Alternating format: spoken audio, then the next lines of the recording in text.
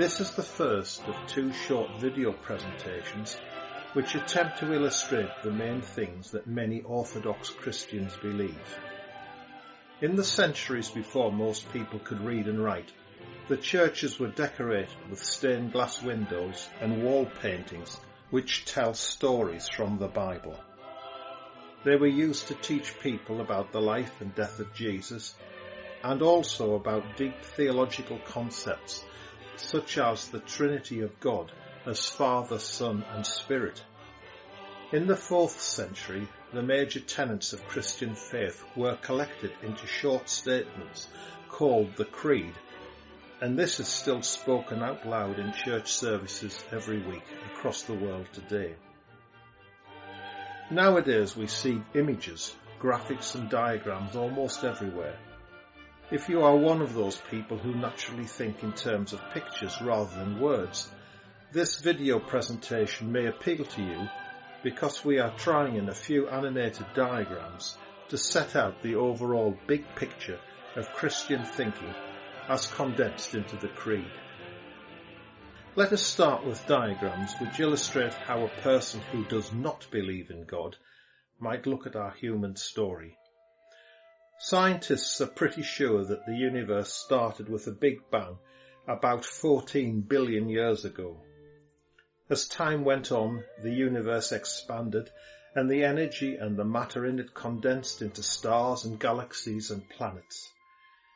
In our diagram we show this as a growing cone which has time plotted along its axis and space represented by its cross-section. It's not to scale, of course. Everything that exists is contained within this cone, including space and time themselves. As far as our story on Earth is concerned, the development of life was clearly a mega event. We represent this also as a cone with time advancing along the axis. The expanding cross-section portrays the migration of life across the Earth's surface from its primitive start in the sea. It also reminds us how with time life forms have increased in complexity. Think of the flowering plants and the profusion of animal species. In this green cone are contained the first bacteria, the Carboniferous forests, the dinosaurs, and our pre-human ancestors. In our story, we next identify a third mega event as the emergence of the first humans. Homo sapiens started in Africa and spread across the globe. This is illustrated here by the orange cone, again not to scale. We humans stand apart from other species by our intelligence, our self-awareness, our technologies, and the complexity of our societies. Over time, we have become more skilled, more sophisticated, diverse, and dangerous. We have totally reshaped the planet. We can now place each individual person into this diagram by drawing a line which starts at the time and place where they were born and ends at the time and place where they die. Each of us has such a lifeline. To show this more clearly, we will flatten the cones into triangles and draw the lifelines on top. This sample of lifelines shows one man in blue meeting a woman in red and the couple having a female child. When she is older, she meets another man and they have a son, and he in turn finds a partner. Each of these lifelines intersect with the lines of other people who they meet on life's journey until they eventually die. For people who believe only in the material world, this diagram is one way to think about the whole of our lives in their broadest context, where we come from, where we fit in, what we leave behind. For people who believe in God, however, this is only part of the big picture. Let us now illustrate how Christians see things. For Christians, all things start with the one God. God is the spiritual being, far beyond our comprehension. What little we do know about him has come from God himself, revealing something of himself to us people. In all things, God takes the initiative. Insofar as we can think of God existing in a type of space, we call that space heaven, but its dimensions, of course, are not our space and time. God is complete in himself and has no need for us or for the material world. Nevertheless, he chose to create the universe, presumably for his own delight.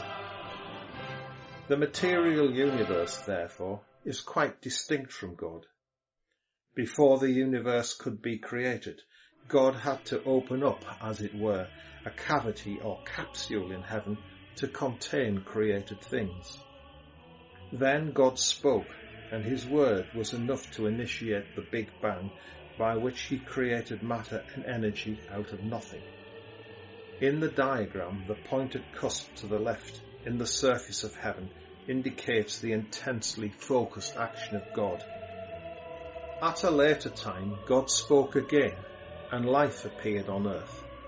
Now, there may be life elsewhere in the universe, but this is our human story, not theirs. Later still, God's focused action produced thinking man.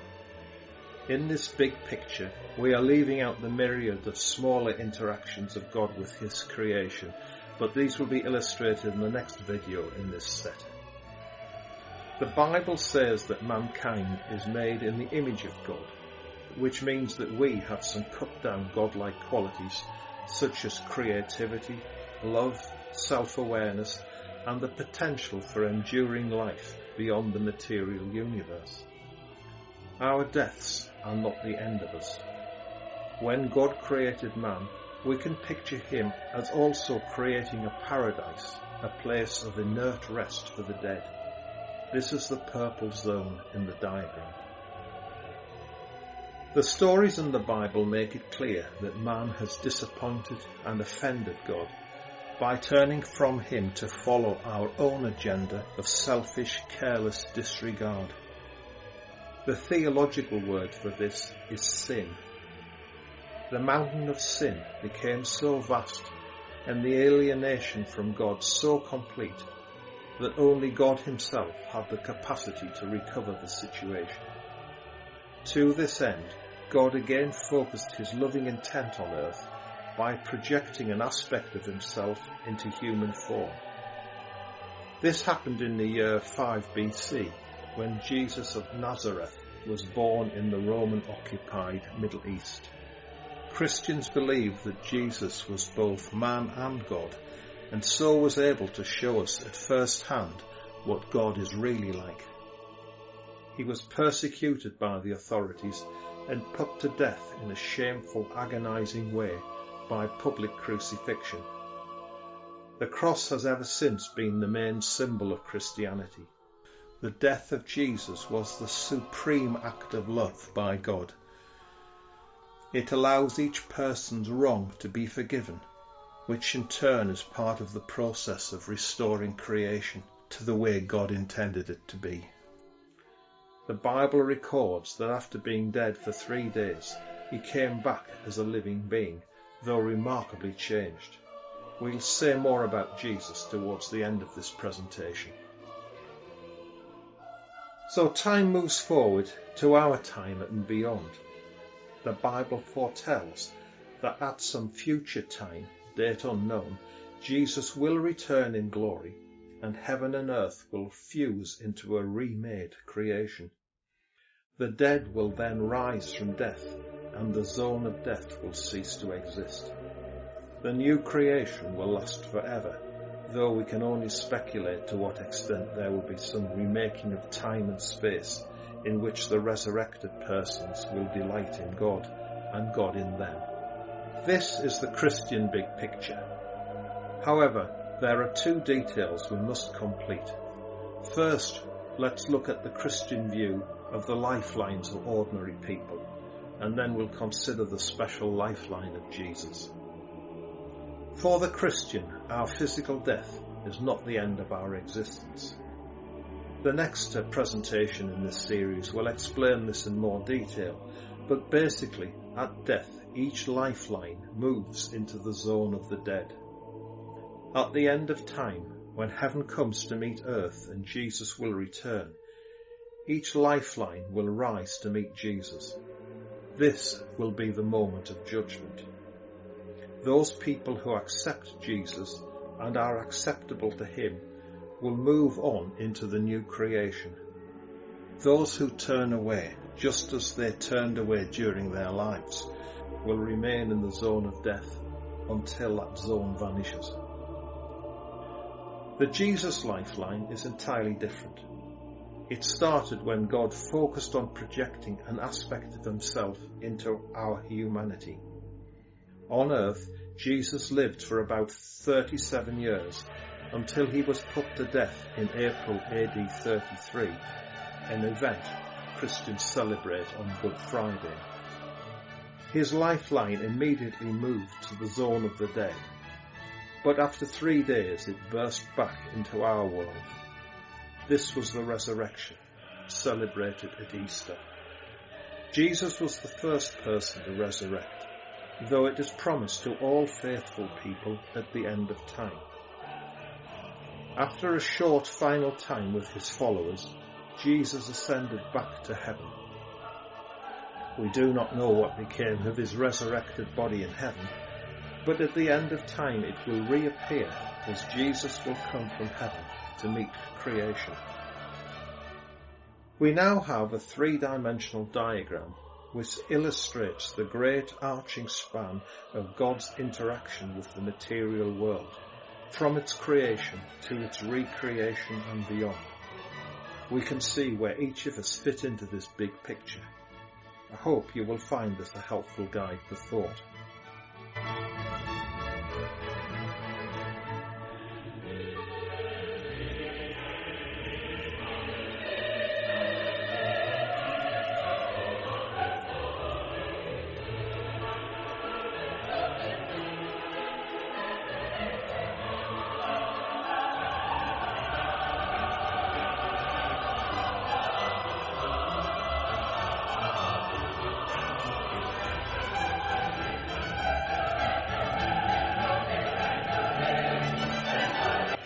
In a following presentation, we will look at some aspects of the Trinity, of God's continual interaction with the world, at our free will, at prayer, also at what it means to be made in the image of God.